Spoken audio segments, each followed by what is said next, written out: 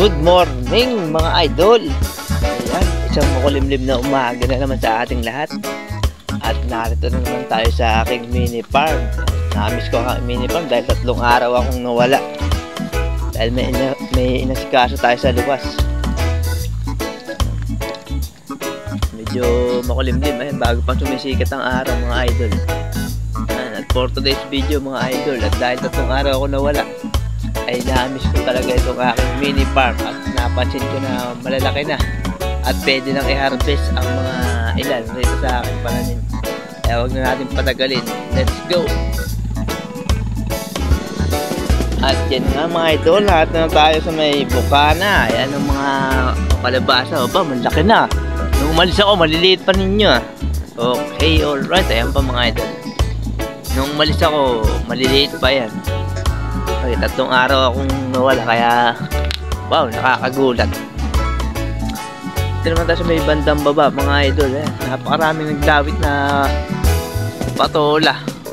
Kailangan na nating harvestin yan dahil baka gumulang pa. Hindi pa kinabangan. Pwede na i-harvest yan. Ayan mga idol. Ito ma-harvest natin ngayon, patola at saka itong kalabasa na nasa bandang labas. 2 kalabasa at saka mga patola ang ma-harvest ko ngayon. Patola.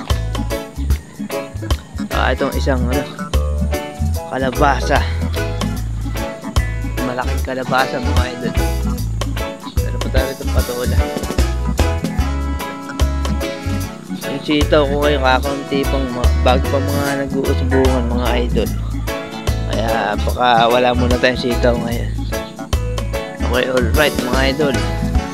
Simulan na natin ang pag-harvest. Let's go!